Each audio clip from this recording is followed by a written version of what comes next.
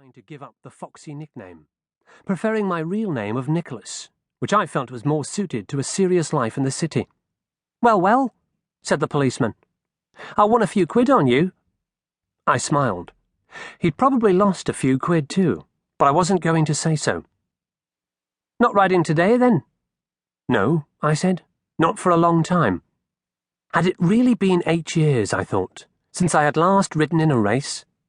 In some ways it felt like only yesterday, but in others it was a lifetime away.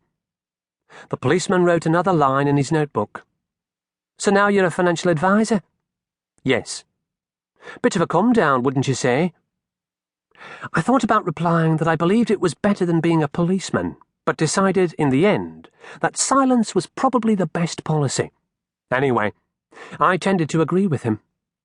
My whole life had been a bit of a come-down since those heady days of hurling myself over Aintree fences, with half a ton of horseflesh between my legs. "Who do you advise?" he asked. "Anyone who will pay me," I said, rather flippantly. "And Mr. Kovak?" "Him too," I said. "We both work for a firm of independent financial advisors in the city." "Here in Liverpool?" he asked. "No," I said. "The City of London." "Which firm?" "Lyall Black," I said. "Our offices are in Lombard Street." He wrote it down. "Can you think of any reason why anyone would want Mr. Kovak dead?" It was the question I'd been asking myself over and over again for the past 2 hours. "No," I said. "Absolutely not. Everyone liked Herb. He was always smiling and happy.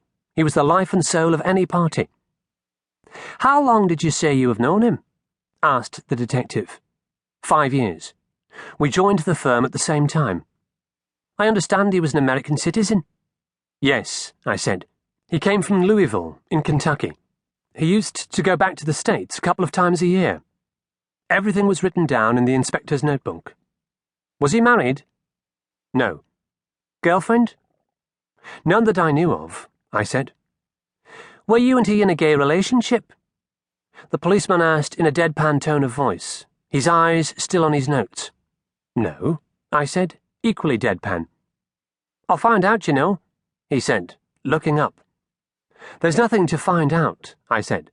"I may have worked with Mr. Kovak, but I live with my girlfriend." "Where?" "Finchley," I said. "North London." I gave him my full address, and he wrote it down.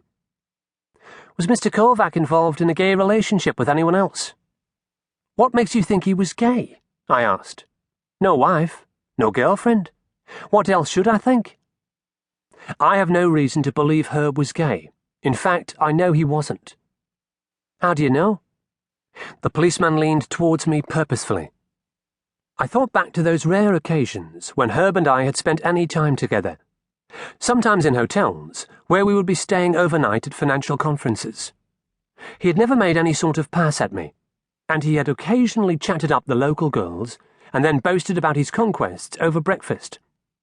It was true that I'd never actually seen him in a sexual situation with a woman, but I hadn't seen him with a man either. "I just know," I said weakly.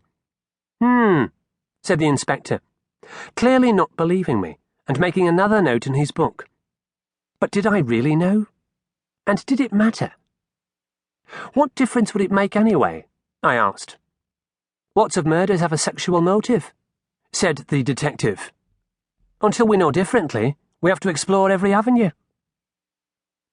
It was nearly dark before I was finally allowed to leave the racetrack, and it had also started raining. The courtesy shuttle service to the distant Park and Ride parking lot had long since ceased running, and I was cold, wet, and thoroughly fed up by the time I reached my Mercedes. But I sat for some while in the car before setting off, once more going over and over in my mind the events of the day. I had picked Herb up from his flat at Seymour Way in Hendon soon after 8 in the morning, and we had set off to Liverpool in great good humour. It was to be Herb's first trip to the Grand National, and he was uncharacteristically excited by the prospect. He had grown up in the shadow of the iconic twin spires of Churchill Downs racetrack, the venue of the Kentucky Derby, and spiritual home of all American thoroughbred racing. But he had always claimed that gambling on the horses had ruined